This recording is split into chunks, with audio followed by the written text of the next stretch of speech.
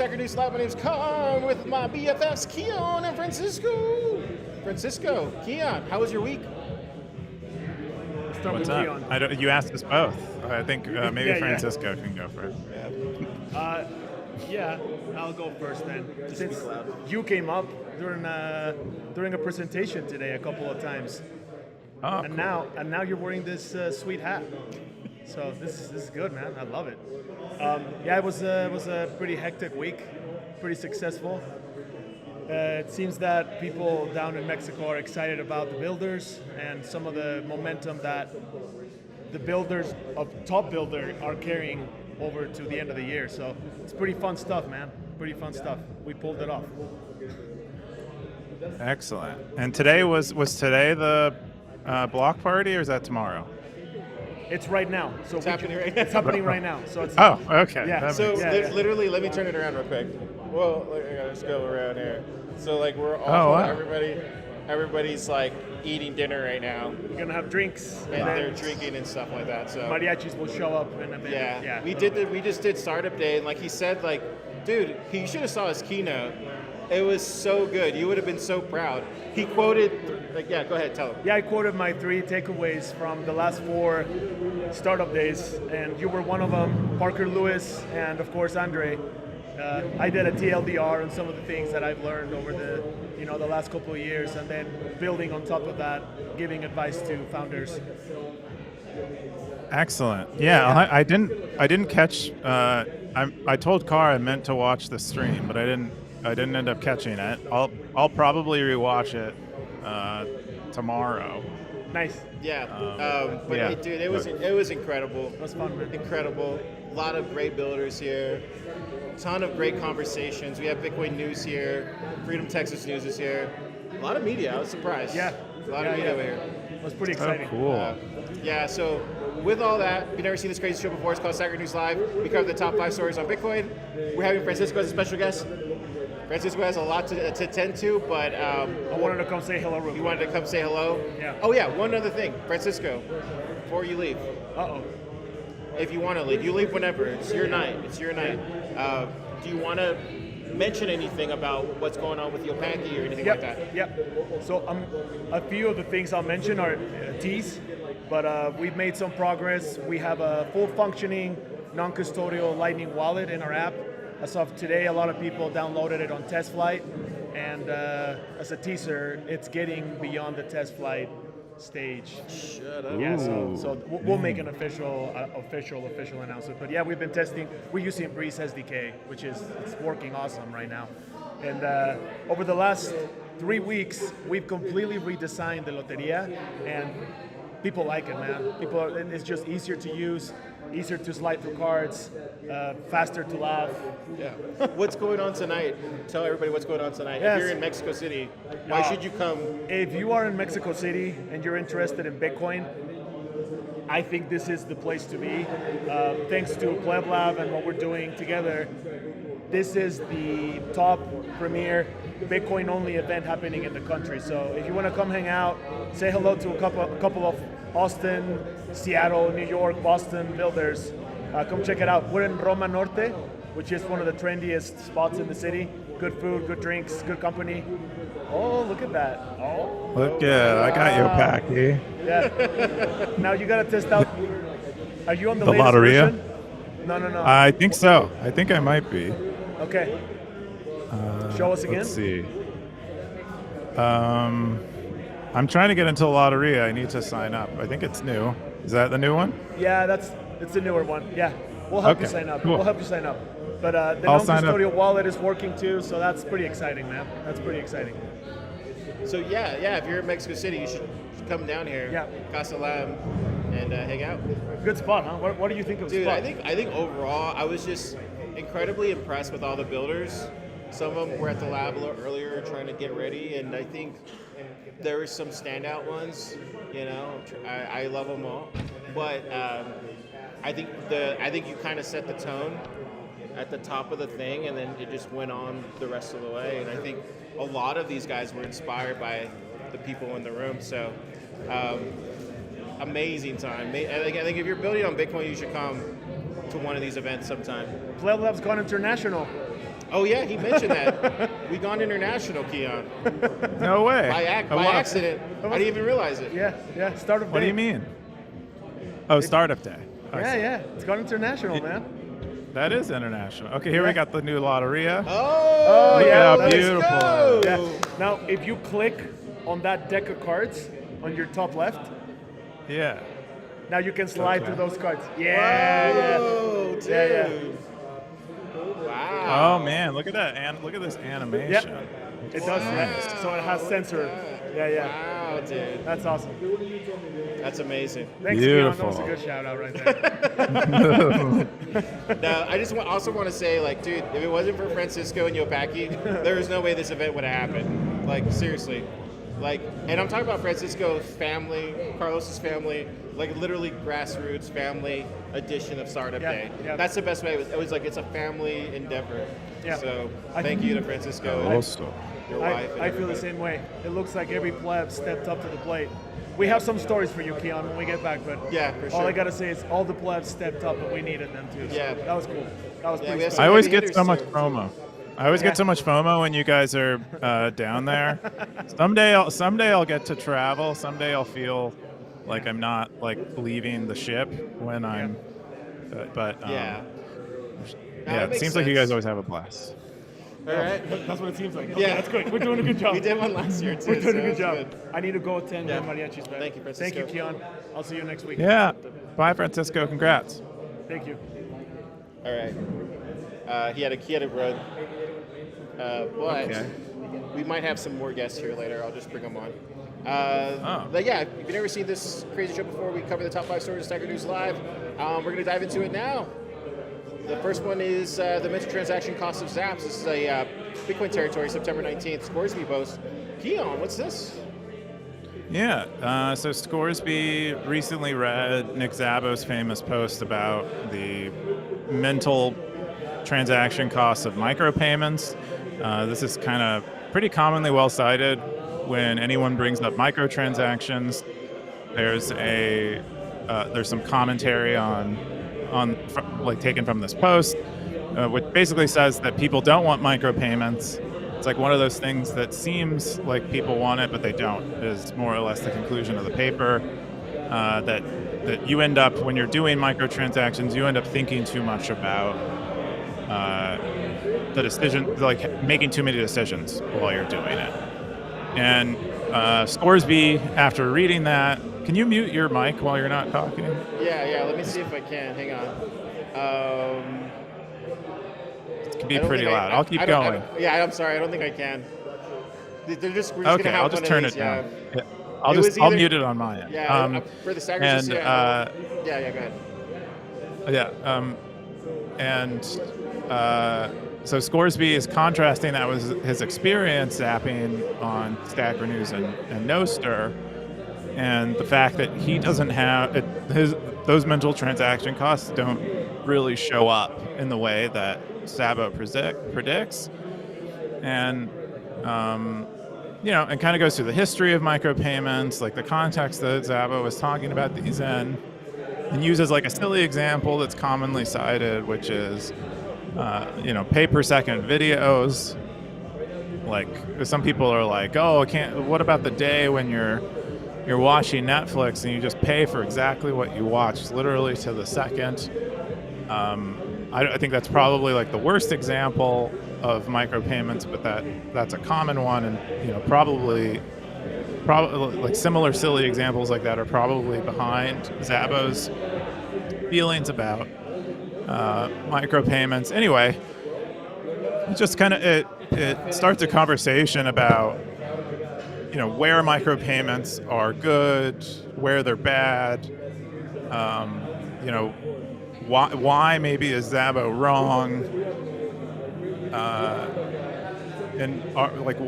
why is Szabo wrong specifically in the context of Stacker News, because post is written in Stacker News, so we'll all have opinions about why that doesn't come up much on Stacker News. But yeah, it was a really excellent post, and I'd been meaning actually to write something similar, given that I actually feel more anxiety around the auto pay monthly streaming subscriptions than I have than like the quote unquote micropayments of me buying or like renting a movie.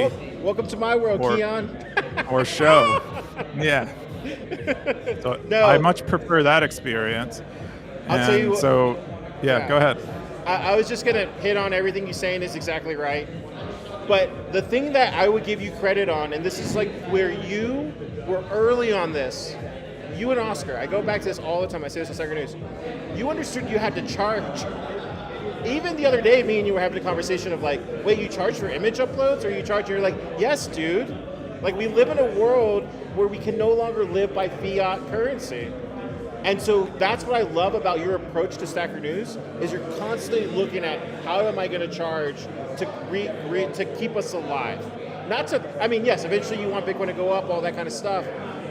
And then the next point I was going to go to is, I need to read this post because I want to say the incorrect thing, but I think Scoresby gets it. This is where you need to be in Austin. You need to see how we're all thinking about this, but we all understand about this. We've been sitting in presentations all day. It's like, revenue first, man. We're not in that world anymore. We're in this Bitcoin era, especially when it comes to revenue. It's extremely hard to build on Bitcoin. It's the same things you hear in the space.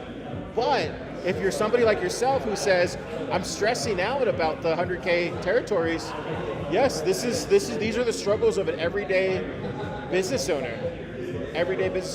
So that's all I wanted to chime in on.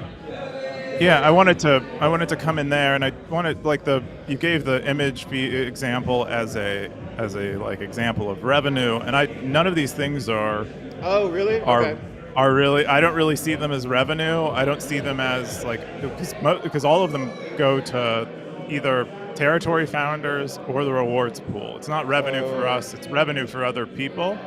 And for us, these things are mostly a means of preventing abuse.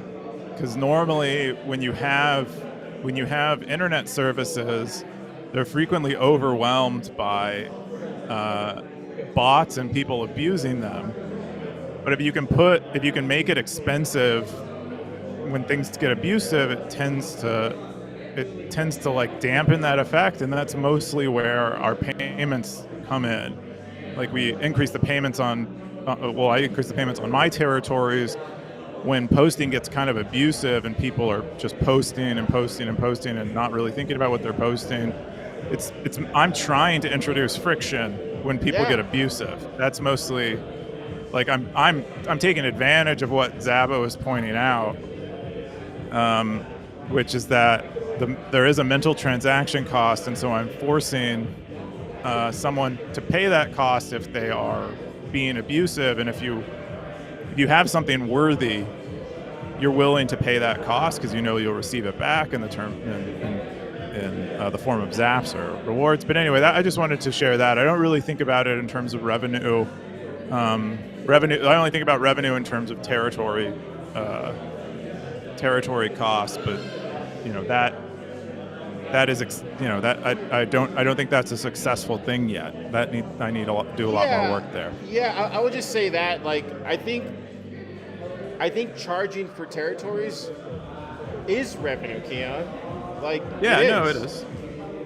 So obviously you want to be able to sell those, and you're not a secret about it because you want to stay alive. Like that Bitcoin at some point is going to turn into very, very, very, very valuable. And if you have a low time preference like you've been having, and you build it slowly, and you're okay with gaining users with all this friction in the middle, then it'll just pan out. I mean, anything worth building is hard, and it takes time and effort and love and care and obsessiveness and all these things that you value. So I think Zabo probably coming from a great place. He's an OG. But if we don't go and try these things, how will we ever know? We can't just, pontificate about oh yeah. It's like, no, dude. Some people got to go fail and see if we can get on the moon. It's kind of one of those things. That's how I look at it, at least. Yeah. I mean, there's a lot of great comments in there about where Zabo strays or kind of loses the beat on things. And my main response to Zabo's post is he kind of ignores that. He kind of doesn't appreciate that friction can be useful. Yeah. And Imagine if your tires had no friction to them and they would just slip on the road, like cars wouldn't be able to travel. So friction has utility. You don't want it everywhere. You don't want it, I guess, when you're like sliding your hand over a smooth surface or something, you don't want a lot of friction. There's probably a better example of that, than that. But friction is useful, and then you can mitigate friction. You can reward people for going through friction. And that's kind of, I think, something that Zabo didn't really touch on. But there are a lot of great comments in there on this very issue if anyone's interested. Yeah, definitely check it out, Sackers. Let's jump into the second top story. The second top story is the dollar dilemma in Egypt. This is from Student of Bitcoin Territory, September 17th, 32 comments, 11,000 sats. Keyan, what's this? Yeah. So Student of Bitcoin, they wrote a post, I think they appear to be traveling around. They're visiting Egypt in this post, and they're on their way to Ethiopia, they say at the end of it. But, I think they came from Jordan. But they tell us about their experience both using Bitcoin and dealing with the local currency in Egypt. Egypt has notoriously hyperinflating currency. But that one of the things they mention here is that there's a difference in the exchange rate between the Egyptian currency. They call it EGP. I wonder if it has a better name, but EGP and the dollar. So they go to an Egyptian bank, and for $1, they get 31 EGP. So the exchange rate is 1 to 3, and then but on the street, a single U.S. dollar gets, when they first arrive, got 37 EGP. And they say the reason for that is that there are conversion controls on currency. So there are, when you go to the bank, they limit how much of this conversion you can do. So what crops up is, non-bank exchanges for currency, and people are willing to pay a premium because they've already exhausted their limits at their bank. Because it says here they don't have access to USD or a very limited amount, and your credit cards are often restricted on foreign usage, and the ATMs also have low limits. They said while they were there, the street price for $1 US was 70 in the local currency. Anyway, pretty crazy. They also talk about they talk to a lot of the business owners there. They said one small restaurant owner has seen the produce prices for the input to their restaurant have gone up threefold over 6 years. So you can imagine, you're paying maybe $1 US for, I don't know, a bushel of zucchinis, and now you're paying $3. And so they're forced with either having to raise prices on their customers or reduce the food quality, or go out of business. A scuba diving shop owner says that they have loans in euros, and they prefer receiving foreign currency from their customers. And then they said their Airbnb host stores their wealth in cars. They literally buy, motor vehicles to store their wealth in, because it even though it's a depreciating asset in most places in the world, it stores wealth better than the Egyptian currency. And then they said they were able to. They weren't Bitcoin is illegal in Egypt, and so they had people don't want to talk about it or aren't really using it very frequently. But they said they are able to talk to people about it, and they were able to pay for quite a few things: a shirt, a cold plunge, and a stay in an Airbnb with Bitcoin. But great posts, and I'm looking forward to more of these. Yeah, I think that's the thing that I see, at least here in Mexico City, is the same thing. A lot of them don't, well, at least here, they don't want the dollar. They actually want pesos.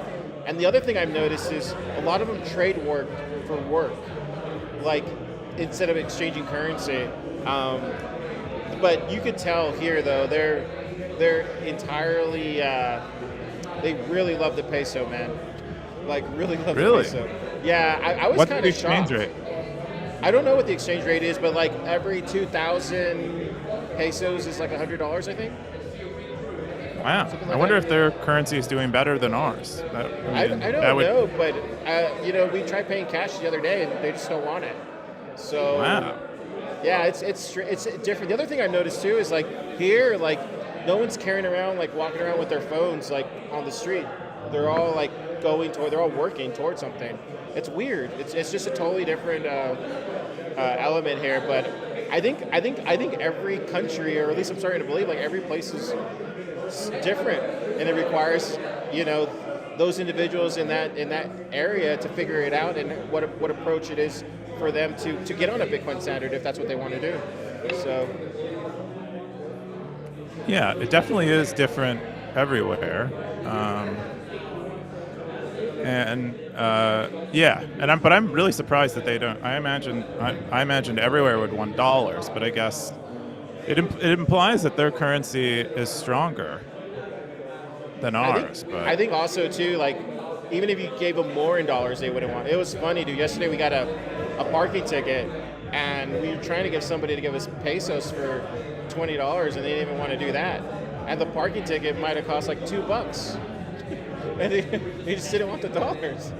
And it's kind of weird, man. It's weird times. Well, I think it's definitely weird times where the dollar's doing something, and I'm not the guy. I think Jimmy talks a lot about it.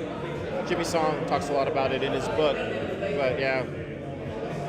Okay. Well, maybe it's just maybe it's a cultural, maybe culturally they don't really like exchanging in dollars.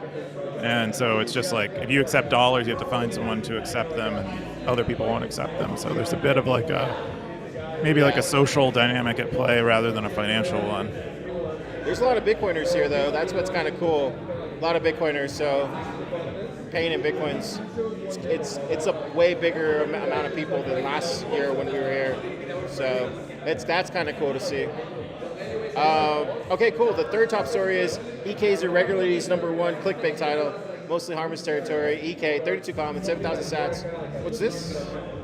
Yeah, this was one of EK's famous stream of consciousness posts. I think less of a stream and more focused than we've seen some other ones. But he's mostly talking about. I mean, in addition to many things, he's talking about his experience of being a quitter, or seeing his perception of himself as a quitter. Because I don't think he relays much here that indicates he's like an abnormal quitter. As far as what as the things that he quits here, things that people commonly quit.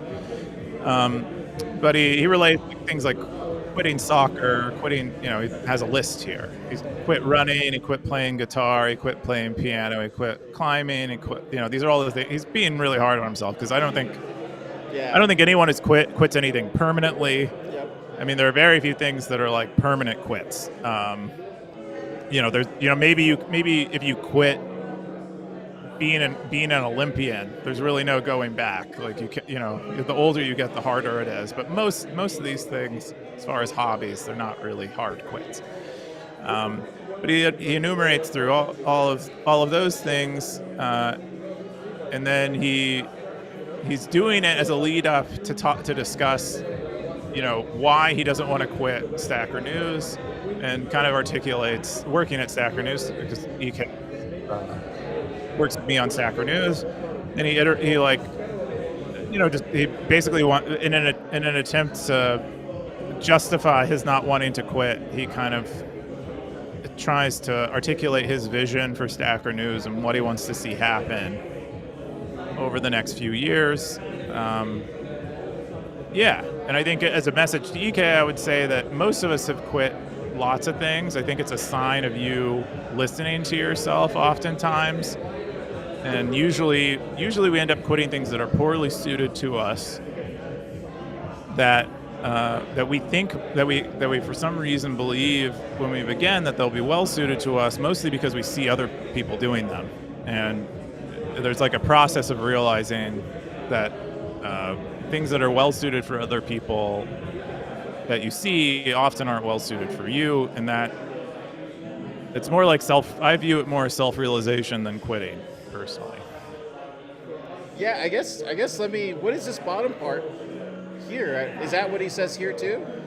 Or looks like it's two separate posts.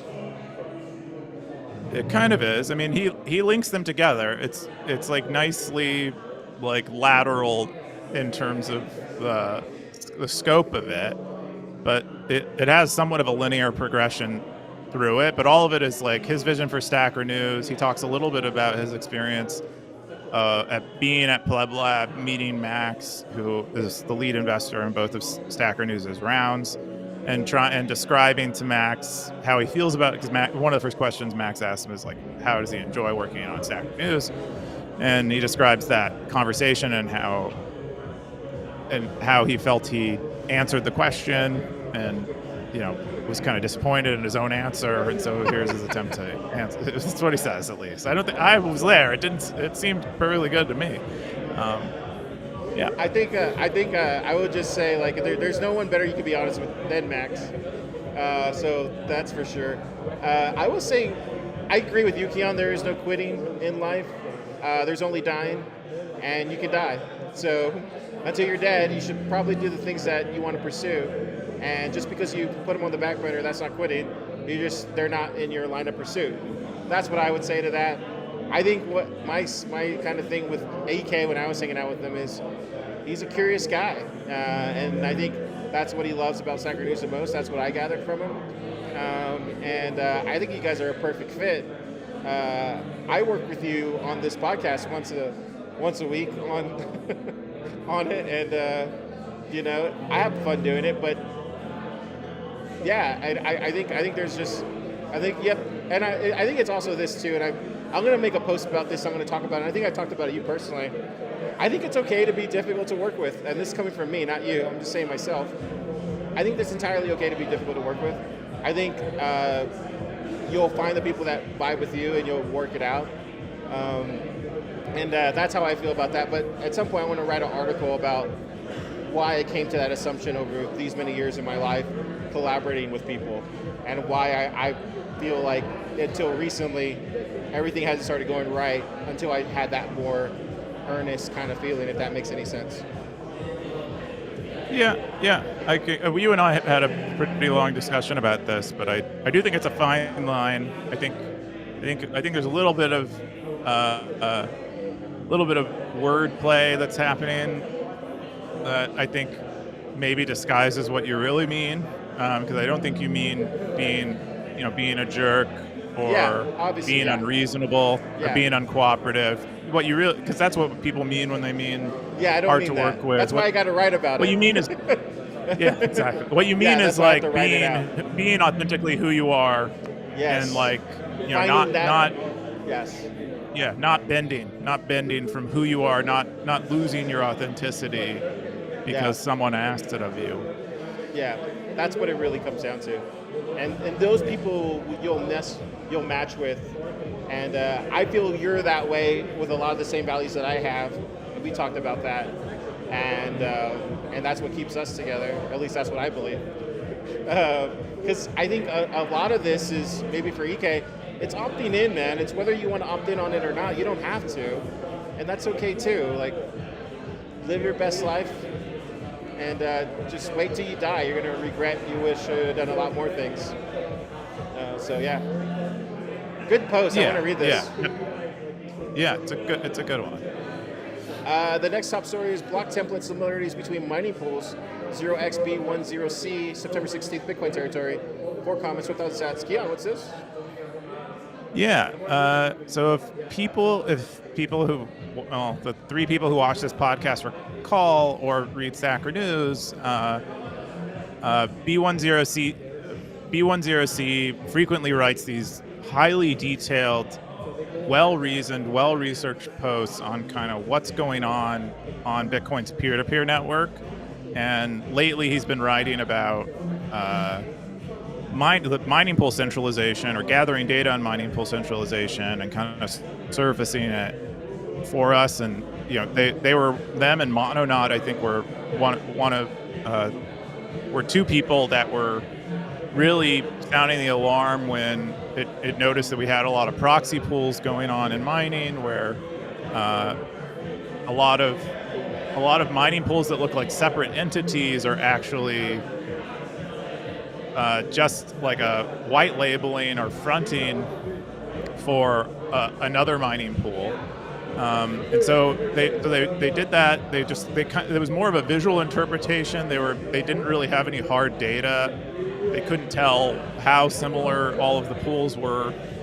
But they went B10C went through and did more detailed analysis. They were gathering mining pool jobs that were issued, and then eventually ends up comparing them, and they do all of this analysis in this post. And so you can see very clearly where there is this kind of proxying going on. And so for example, there are quite a few, like some of the bigger pools they have very high similarity. So Ant Pool and Poolin have 99% similarity in terms of the block templates that they're using to construct blocks. Antpool and BTC.com and Poolin. So that's kind of that proxy mining pool weirdness that they only had kind of qualitatively detected a while ago. And then you have quite a few others that are very similar, that are proxying for one or the other, like Brains and Ultimus and Spider Pool and Binance Pool. Anyway, there's a bunch of graphs and data in here, like a bunch of visualizations. Does a really excellent job of showing where this centralization is. Uses Ocean as kind of like a base case for like a non-centralized pool, given that they are, they have fairly unique perspective and policies. Overall, these are really excellent. Like, there are very, very few people that do this kind of analysis in Bitcoin and write it up so comprehensively. I'm really thankful for these posts. So. Yeah, I was gonna say something, and then I saw this from Vake, "Stay in your lane, Car." So, so I think I have a lot more questions than I do answers on this one. But my pleb Spidey senses says, where there's smoke, there's probably more smoke that needs investigating. Because it could just be cooking. They could just be cooking, like cooking some really good. I see. Good food. No, I think this is real. This is a fire. This is mining pool centralization. Is that where you're going? Okay, so you're thinking it is mining centralization. I didn't want to go that far. No, it is. I mean, it's well known. Well, you can say that. So this, okay, if you want to have that discussion, then sorry, Vake, I tried saying my name, but Keyan's baiting me. Well, then the question I would ask is, the person who made the post, like, are they anonymous? Like, do we know who they are? That's why I'm saying I have more questions than answers, because they could easily be working for another pool, Keyan. No. I don't. They're all of their data is open source. So you can go and view all of their data, all of their analysis and stuff is all out in the open. Even if you don't know their identity, it doesn't. This person has a history of working on Bitcoin stuff, and so this isn't a plot in my like. I didn't say it was. I didn't say it was. It's just that's why I have more questions than I do. That's why I didn't want to call it what you're saying it is, because I have more questions. I'm curious why they were like, why do they want to make this post? Because it's an existential problem for Bitcoin. This is like a huge problem for Bitcoin. That's I know plebs are insulated from this stuff, but this is beyond all the L2 talk and eCash, whatever is kind of going on in the the social sphere of Bitcoin at the moment. This is actually existential for Bitcoin. Mining pool centralization and mining centralization is getting to the point where it could lead to significant censorship, which undermines Bitcoin entirely. So that's why this is a big deal. So yeah, I hear you on all those points. This is why I stay in my lane and the mining stuff. Like, I know nothing about mining. Don't listen to me. but I always have more questions than answers when it comes to the mining stuff. This is why I don't comment on the mining stuff, because I just don't know. You know, and I stay in my lane. So. Well, if you want to know, B1OC is the guy. Oh, is he a stacker too? He's a stacker. He posted this They posted this themselves. Okay, well he moves up a little higher in my trust algorithm. Yeah. I didn't know he was a stacker. Sorry, B1OC. Cool. The last top story is rambling deflationary thoughts. It's from the Wild Hustle, Bitcoin Territory, September 19th. Keyan, this is the last post. What is it?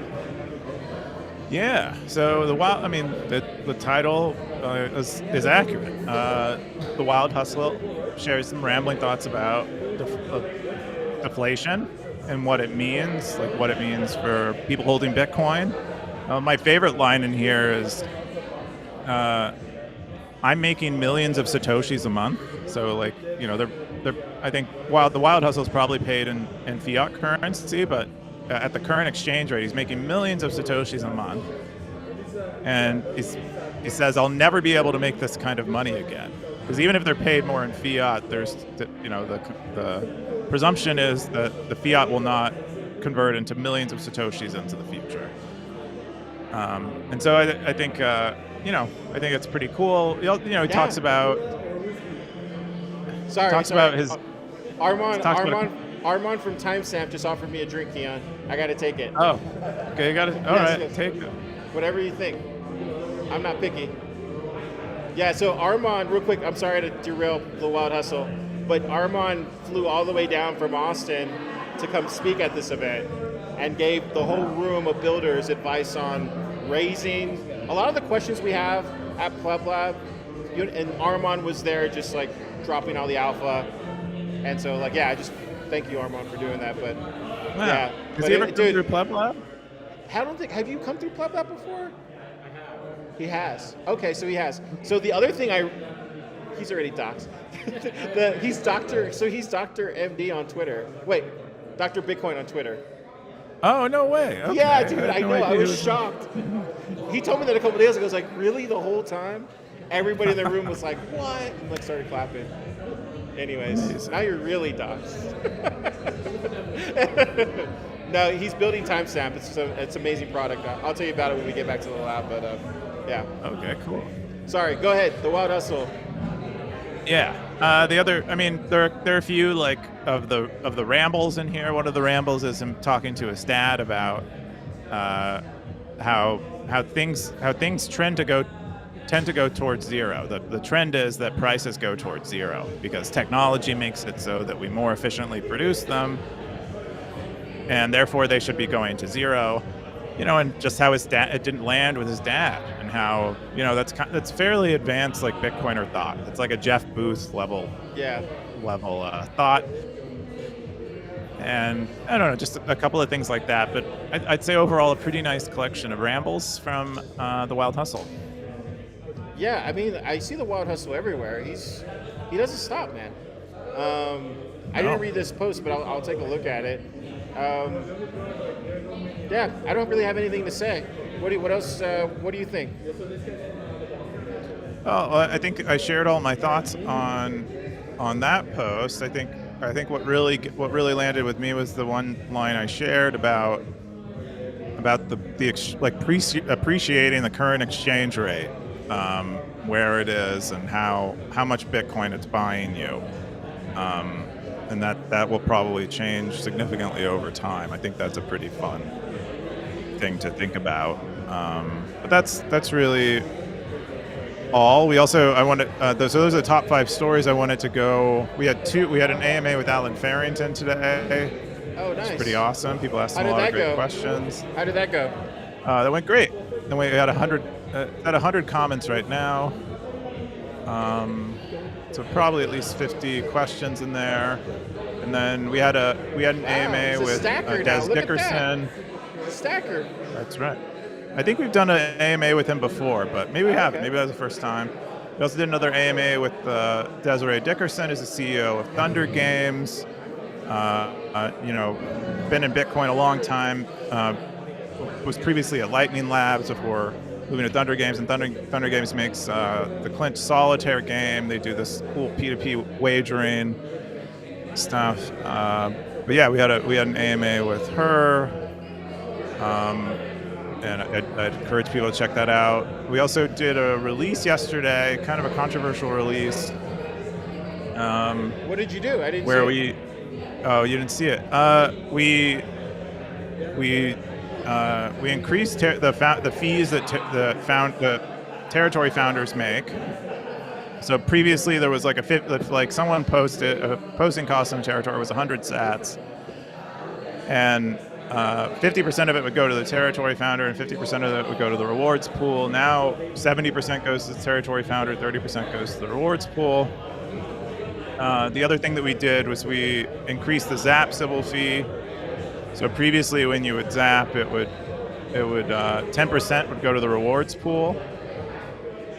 Now 30% goes to the rewards pool, and this is just to discourage abuse of zapping, like zapping for personal gain, in a fake body way. And then the other thing that we introduced was something like an ad, where if you have, we basically overhauled boost to make it so that if you have like the highest boost in a territory, your post gets pinned to the top of the territory for 30 days, and other people can like out boost you and take that spot if they choose to. And then if you have the highest boost over the entire site, you get pinned to the home page and the rewards page. Anyway, so we just like kind of that was the release that we did yesterday. There were a lot of great posts this week overall. I would say if you're listening at home, just keep complaining, and Keyan will change it if that's what you want. So you hold the keys, Yeah. stackers. Complain articulately and give me an alternative. I don't mind a great complaint. I love a complaint. I love even negativity. So long as I do that all the time.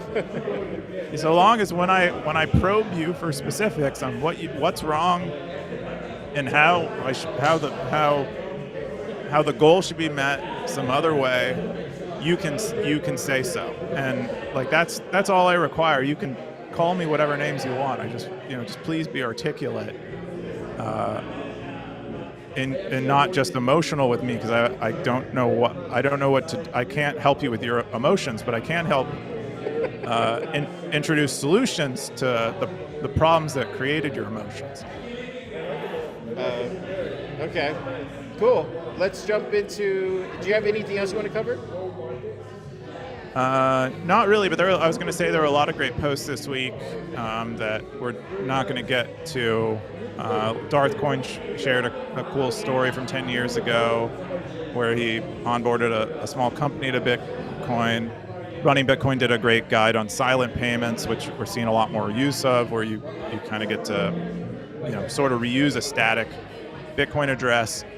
There's a great question asked by Siggy about the dumbest tech mistakes people made.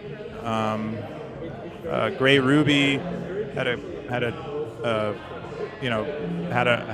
dinner party where he was discussing Bitcoin with a friend. But a lot of really cool stuff this week, and I would encourage people to go check out the top stuff of the week if they feel like they missed anything. This is awesome. Great week in Stacker News. Let's jump into the top stackers this week. Keyan, read them off. Yeah, I can't see your screen, but I'll jump over there. Top stackers this week are Hiding, then we have Undisciplined. Cheers, y'all. Then Hey, we look, have check this out. Coins Check this out. Reporter. Look, check that out. Boom. Cheers. Boom. I don't have any. I have this cup. Cheers. There it is. Whoa, what is that? Tequila? Topo Chico? Fresca. Wow. Keyan, you haven't had this drink before, but it's good. Probably not. Yeah, so a Coins Reporter still at the top of the rankings with alongside Undisciplined and a few hiding stackers. Me, Gray Ruby, Another stacker in hiding, rsync, 0x Bitcoiner is back on the leaderboard. I am single near the top. Yeah. Tom K, EK. This is great. A lot of familiar faces. So we're going to jump into the most popular segment in Bitcoin, the Cowboy segment, where everybody tunes in for this. This is this week's version of the Cowboy segment with Car drinking this week, and Keyan wearing a stupid cowboy hat. Keyan, when do you get rid of that dumb hat? I'm going to keep it. I got them to send me another one because Really? the logo is like kind of falling off, and I left them a 2-star review. Oh, dude. And they're like, oh, dude, I didn't send me a picture. I'll send you a new hat. As a business owner, you should never leave a 2-star review. Talk to the people first, and then leave. If they don't fix it, then leave a review. Bad review. No, but you can update these reviews. These review systems have the ability to be updated. So, That makes it's sense. part of what the incentives are, such that maybe you send them a private message and they don't do shit. But if you put a review on their website that's bad, they're highly makes sense. incentivized to fix it fast. So I appreciate, as a business owner, I think it makes sense. Okay, so we got Coop at the top one. Bitcoin is the future, Undisciplined, 117, Blockchain Boog, TN Stacker, Gray Ruby, We Are All Satoshi. It's been nothing's changed. Wait, wasn't EK up there? This changed, didn't it, from last week? Yeah, I think he might have lost his again recently, but he'll go on a fat streak and then lose it. But So Blockchain Boog actually is looking pretty good right now. He's been climbing. The Boog. And then he's also, look, dude, he's actually close to 1 million sats on Stacker News. that's right. It's coming up. Wow. Blockchain Boog. I never looked at his image, but if you look at his image, it says running BTC. Do you know that? Oh, in the little mushroom. Yeah, the little mushroom. Yeah. Yep. Cool. I think that's all I got. We have any comments? We got Wild Hustle said, "Let's go." Pleb Poet says hats. Ezekiel says, "Why is Pleb Poet blue hat, not me?" She said, "Just cool." Looks like they're just talking in the live stream. Cool. All right. What are you gonna do this weekend? I don't know. I don't think I have anything planned. I still haven't set up my graphene phone yet. Maybe I'll do that this weekend. I didn't. There's a bunch of stuff I didn't do at the beginning of the month that I was supposed to do. I didn't do the investor update this month. I flaked on it. So I'm gonna have to double up. I'll probably just wait until the end of the month and do 2-in-1. Me too, man. I haven't sent one out since the summer, so I think we're all there. I think it's just it's been incredibly busy, dude. Yeah. I try to leave some time usually at the beginning of the month, but I didn't do it this week or this month. And it happened. This is the second time I've missed a month. Pleb Poet said 2 stars for the CP 2 stars for what? for this episode. Oh, why?